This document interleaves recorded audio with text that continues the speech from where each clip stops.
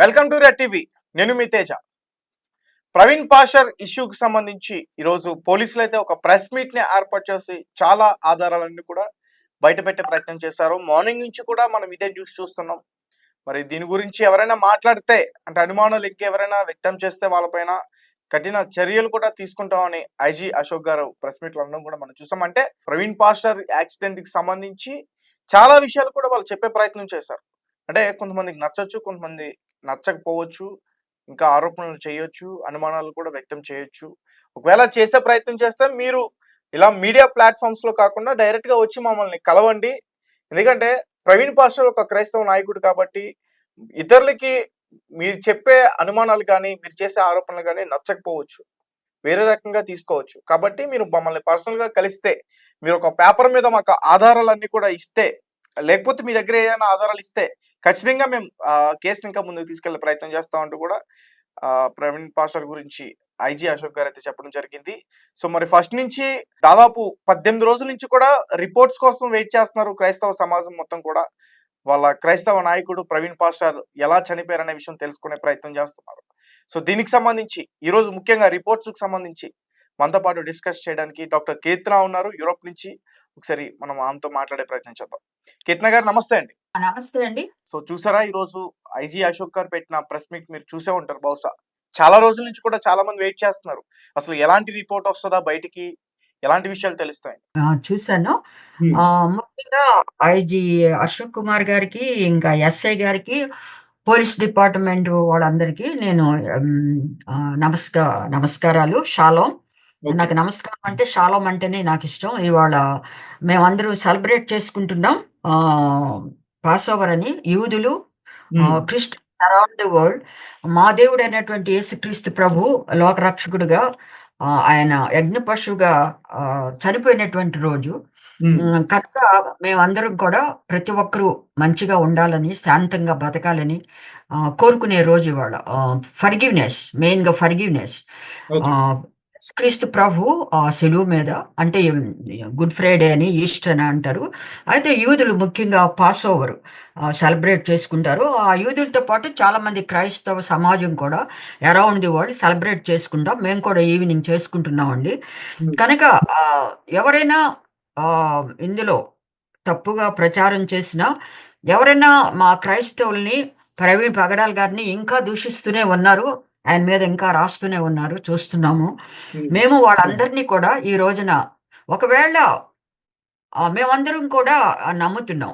ఎందుకంటే మాలో కూడా ఎడ్యుకేటెడ్ ఉన్నారు, డాక్టర్స్ ఉన్నారు, ఇంజనీర్స్ ఉన్నారు, లాయర్స్ ఉన్నారు, టీచర్స్ ఉన్నారు, ఆల్ వెరైటీస్ ఆఫ్ పీపుల్ ఉన్నారు. కనుక మాకు కూడా తెలివి జ్ఞానం ఉంది. మన కాన్స్టిట్యూషన్ రాసినటువంటి డాక్టర్ అంబేద్కర్, ఆయన కూడా చాలా అంటరాని కులంలో నుంచి వచ్చారు. అలాంటి అంబేద్కర్లు చాలా మంది ఉన్నారు మా కులాల్లో. మాకు మాలా మాదిగా అని లేదు, మేమంతా ఒకటే. అదొకటి నేను మెయిన్ గా ప్రెస్ చేయాలనుకున్నాను. కనుక మీరు ఇంతవరకు మేము లక్షల మంది రోడ్ల మీదకి వచ్చారు. ప్రవీణ్ గారు చనిపోయిన రోజున కూడా ఎన్నో వేల మంది ఎండలో నుంచుని మీరిచ్చే స్టేట్మెంట్ కోసం అందరూ వెయిట్ చేశారు. మీరు న్యాయంగా ఇస్తారని, గవర్నమెంట్ న్యాయంగా ఇస్తుందని మీ రెస్పెక్ట్ ఇచ్చారు. వాళ్ళు ఏదన్నా చేయాలనుకున్నప్పుడు ఏదో పగలగొట్టడమో, బిజినెస్ పగలగొట్టడమో ఏదైనా చేయొచ్చు. మనం చూస్తున్నాం ఇప్పుడు బంగ్లాదేశ్‌లో ఏం జరుగుతుందో పక్క దేశంలో. అంటే law and order issue create చేయడానికి ట్రై చేసి ఉండొచ్చనా మీరు చెప్తుంది? అదే ఇప్పుడు ఏదన్నా ఈ శాంతి భద్రతల్ని కాపాడాల్సింది ఎవరు? గవర్నమెంట్. నెక్స్ట్ వచ్చేసి పోలీస్.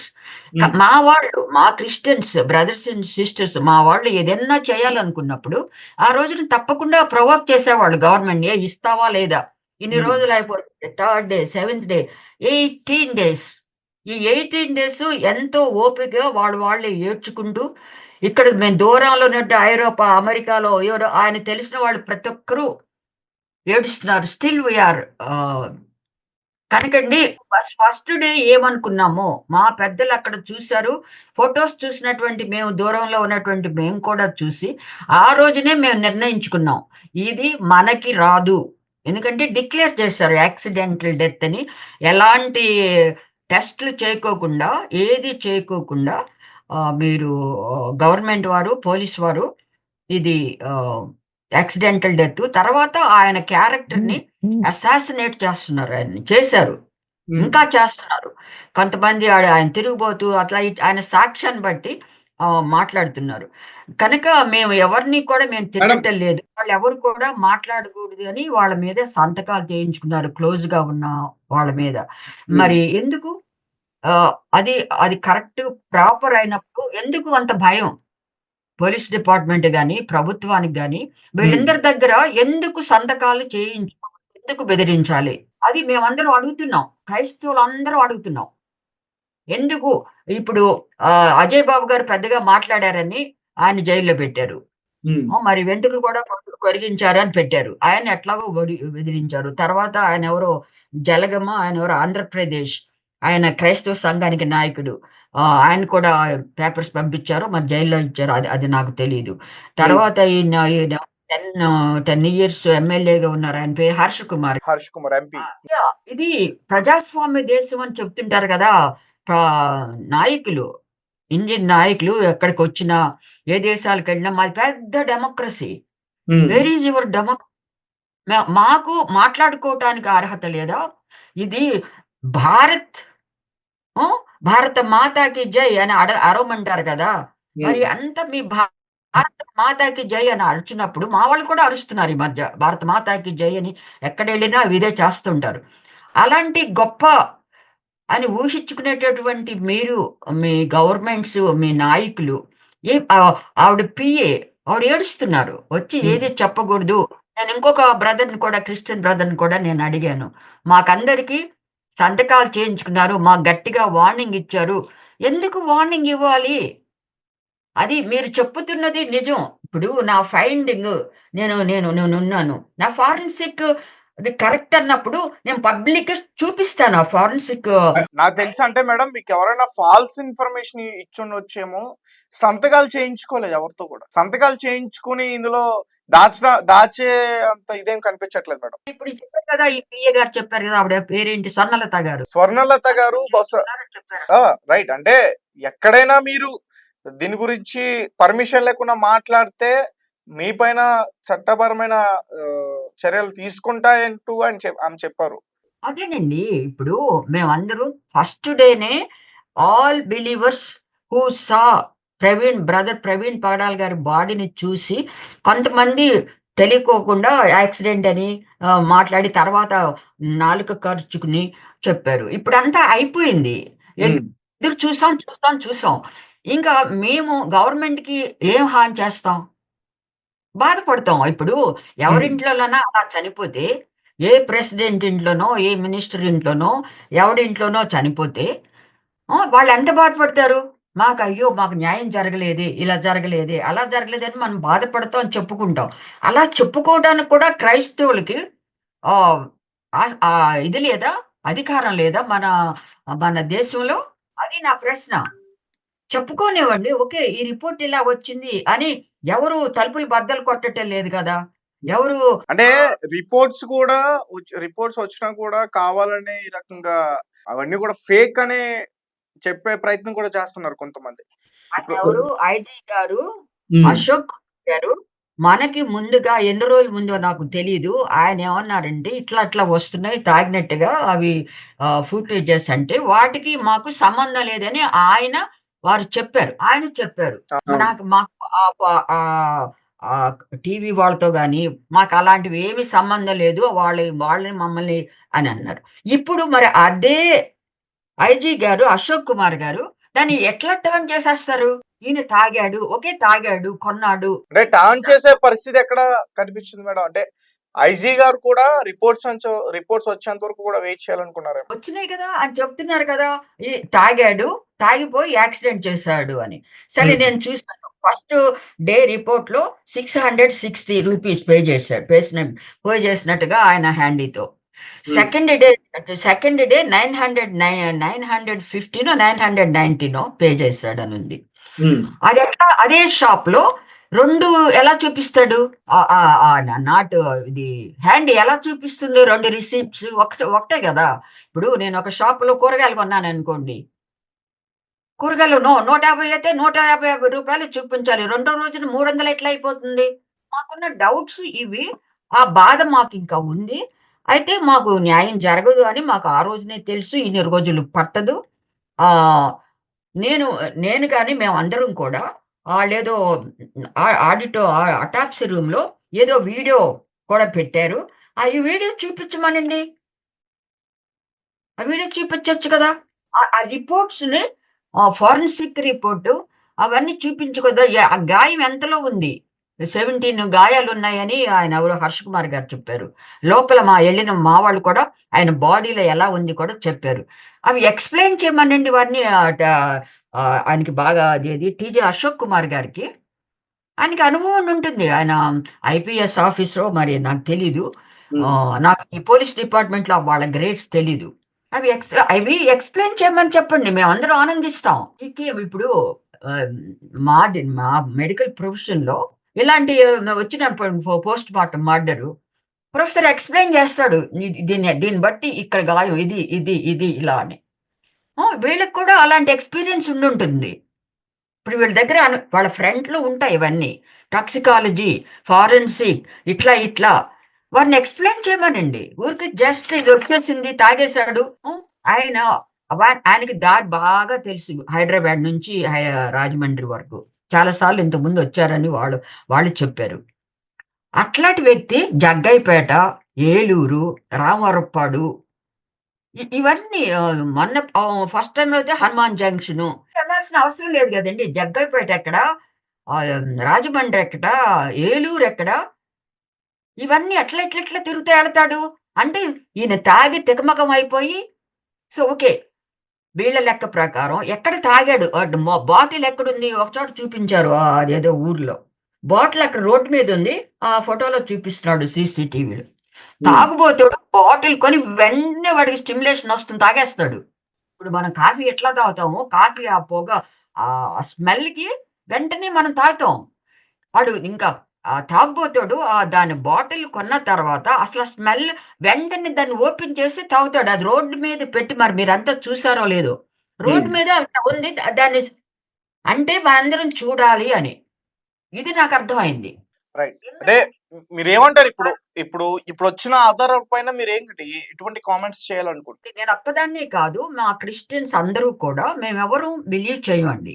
మేమందరం కూడా అదే స్టాండ్ పాయింట్‌లో ఉన్నాం. ఇది హత్య అని మేమందరం నమ్ముతున్నాం. మొట్టమొదటి రోజు నుంచి చివరి రోజు వరకు. ఆయనెవరు రాజేష్ ఖన్నానా? రాజేష్ సరే ఇప్పుడు మీరు హత్య అంటున్నారు కదా! మరి హత్యకి సంబంధించిన మరి ఆధారాలు పాస్టర్స్ దగ్గరుంటే ఇవ్వొచ్చని ఐసీ అడుగుతున్నారు కదా! మరెందుకు వాడికి ఇవ్వలేకపోతున్నారు? ఆధారాలెట్లా ఉంటాయండి? ఆయన అసలు ఆయన బయలుదేరుతున్నప్పుడే ఆయన ఎవరికీ చెప్పకుండా బయలుదేరతాడు. హ్మ్. ఒకవేళ ఎక్కడికైనా చెప్పి ఆయన ఒక్కడికి ఆయనెవరో రాజమహేంద్రవరంలో ఉంటాడు. ఆయన పేరు రామ్మోహన్ రావు. ఆయనకొక్కరికే తెలుసు ఆయనొస్తాడని. ఆ!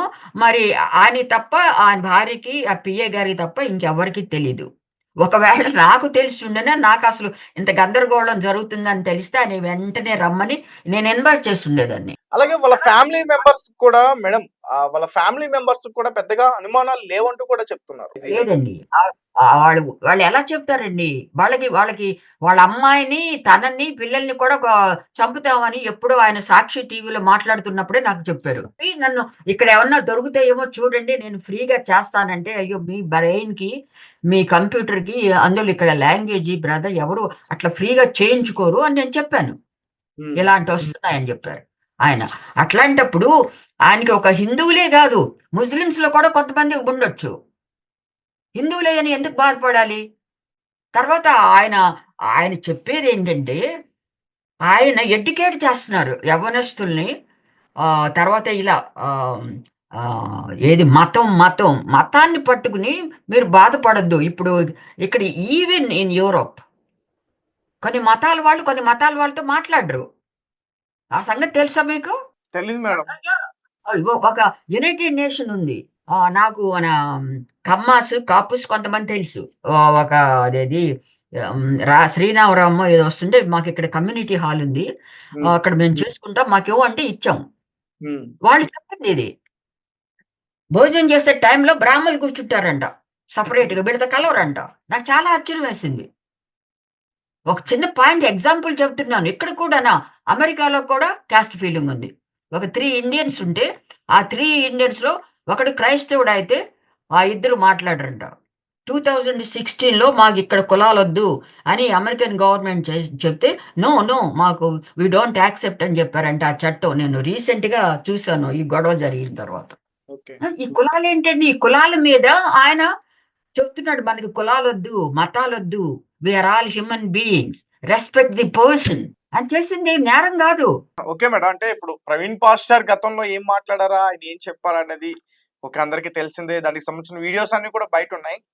సో, మన టాపిక్ ఏంటంటే ప్రవీణ్ పాస్టర్‌ది క్రైస్తవ సమాజం మొత్తం కూడా ఆయన్ని ఎవరో చంపేస్తుంటారు. ఖచ్చితంగా పోలీస్ వ్యవస్థలకి మేము చేతులారా జోడించి అడుగుతున్నాం. ఖచ్చితంగా హంతకుల్ని పట్టుకోవాలి మీరు అంటూ కూడా చాలా మంది చెప్పారప్పుడు. అవును. కానీ ఇక్కడ పోలీస్ వ్యవస్థ ఇన్వెస్టిగేషన్ చేస్తున్న టైంలో చాలా విషయాలు బయటకొచ్చాయి. వాళ్ళు కూడా చాలా విషయాలు వెల్లడించారు. ముఖ్యంగా వైన్ షాప్‌కి ప్రవీణ్ పాస్టర్ వెళ్ళిన ఆ దృశ్యాన్ని కూడా బయటకి రిలీజ్ చేశారు. సో, అంటే ఇంత క్లియర్ కట్‌గా అన్నీ ఉన్నా గాని, ఎవిడెన్స్ ఉన్నా గాని ఎందుకు యాక్సెప్ట్ చేయలేకపోతుంది అనే ప్రశ్న కూడా ఒకటుంది. ఏవండీ ఆర్టిఫిషియల్ ఇంటెలిజెన్స్‌లో ప్రతి ఒక్కటి సాధ్యం. మీరు మూన్ మీదకి ఎళ్ళినట్టుగా కూడా ప్రొడ్యూస్ చేయొచ్చు మిమ్మల్ని. మీరు ఒక స్త్రీ దగ్గర రూమ్‌లో ఉన్నట్టు కూడా ప్రొడ్యూస్ చేయొచ్చు. అలాగే నన్ను కూడా. ఆయనే చెప్పారు. చాలా పెద్ద ఇదొచ్చేసింది సైన్స్ ఎస్ఐ గారనుకుంటా ఆ రోజున. చాలా పెద్ద పెద్ద కాస్ట్‌లీ ఇవన్నీ మోడర్న్ ఎక్విప్‌మెంట్ ఉంది మా దగ్గర. మేము అవన్నీ చెక్ చేస్తున్నాం అన్నారు. మరి ఈ మోడర్న్ ఎక్విప్‌మెంట్ ద్వారా ఇవన్నీ ఆయన మాత్రం చచ్చిన ఒక చుక్క కూడా తాగరు. తాగరు. ఆయన భార్య చెప్పేదదే నాకు తెలుసు సిస్టర్ జెసికా గారు. మేము కలిసి భోంచేసాం. మాకు బాగా తెలుసు. ఆవిడ ఎవరు పిఏ గారు. ఆవిడకి తెలుసు. అక్కడ పని చేస్తున్న కంపెనీ వాళ్ళకందరికీ ఆయన వ్యక్తిత్వం తెలుసు. ఇక్కడ గాదు, అమెరికాలో కూడా చికాగోలో అనుకుంటా ఆయనకి కంపెనీ ఉంది. వాళ్ళకి కూడా ఫోను చేసి అడిగితే వాళ్ళు చెప్తారు. ఆయనకి లేవు. అలాంటి అలవాట్లు లేవు. అలాంటి అలవాట్లున్న అతను అంత ధైర్యంగా ఆయన 6:00 రాజమండ్రిలో ఆయన మాట్లాడాలి. అలవాట్లు లేకుండా పోలీసులు ఇచ్చిన బయటకొచ్చిన రిపోర్ట్స్‌లో మరి డ్రంక్ అండ్ డ్రైవ్‌లో ప్రవీణ్ పాస్టర్ చనిపోయారని ఇచ్చారు కదా! అది అబద్ధం అంటారా మీరు? అది వాళ్ళ క్యారెక్టర్‌కి వదిలేస్తున్నామండి. మేము క్రైస్తవం అంతా వాళ్ళని నిందించటం లేదు. వాళ్ళు ఎందుకిచ్చారో మాకు తెలీదు. మేము మాత్రం వాళ్ళతో ఈ విషయంలో ఏకీభవించం. ఆ ఫస్ట్ రోజునే చాలామంది తెలివిగలటువంటి మా క్రైస్తవులు చెప్పేశారు. యాక్సిడెంట్ అని ఆళ్ళు చేస్తారు. మీకు మీకు కూడా తెలుసు ఒక జర్నలిస్ట్‌గా ఎంత లేట్ పట్టిందో, ఏ విధంగా వాళ్ళు ఎఫ్ఐఆర్ కూడా తీసుకోలేదు వెంటనే. హ్మ్. ఎఫ్ఐఆర్ తీసుకోవడానికి అంటే చాలా మంది చాలా రకాల అనుమానాలు వ్యక్తం చేశారు కదా! మరి అన్ని కోణాల్లో పోలీసులు మొత్తం ఇన్వెస్టిగేట్ చేశారనుకోవచ్చు. అవును. ఓకే. మీరు చేస్తుంటారు. మీరు కష్టపడి ఉంటారు. మాకందరిని కూర్చోబెట్టి ఆ డాక్టర్స్‌ని ముందు పిలిపించండి. ఇదిగో టాక్సికాలజీ అని రిపోర్టు. ఆ! చూపించండి. ఆ వూండ్స్ ఎంతెంత వెడల్పున్నాయి. హెడ్ పై వెనకున్న ఆ వూండ్ యొక్క విడ్త్ ఏంటి? అది మళ్ళా దాని మీద ఎట్లా పెట్టుకున్నాడాయన? అంత రక్తం కారిపోతుంటే. ఆ చెస్ట్ పైన ఉన్నటువంటి బూట్ కాల్స్ ఎవరివి రక్తంతో? 6-7 ఇంచెస్ ఉన్నాయని మొట్టమొదటిలోనే ఆయన జాన్ వెస్లీ గారు ఎవరో ఇద్దరు ముగ్గురు విట్‌నెస్‌తోటి రాయించుకున్నారు. ఏం చూసారో అని. ఇవన్నీ ఎక్స్‌ప్లెయిన్ చేయండి. మీరు ఆ ప్రొఫెషన్‌లో ఉన్నారు. ఇది ఇలా చేయొచ్చు. ఇలా జరుగుతుంది. ఆ పెదాల్ని కట్ చేసేసారు ఇలా. ఆయనెవరో చెప్తున్నారు మొన్నెప్పుడో. గొడ్డలితో కొట్టినట్టుగా ఉంది. నాలుక కూడా కోసుకుపోయింది. అదెలా ఇప్పుడు మేము మేముంటాం. మాకు ఎమర్జెన్సీ వస్తే. మేమెప్పుడు కూడా అలా యాక్సిడెంట్స్ అయిన కేసెస్ వస్తుంటాయి. అలాంటప్పుడు మేము చూడలేదు ఎప్పుడు అట్లా పెదవులు అట్లా కట్ చేసినట్టుగా. మరి దానికి ఎక్స్‌ప్లెయిన్ చేయండి. Okay. Okay madam. Okay. Thank you.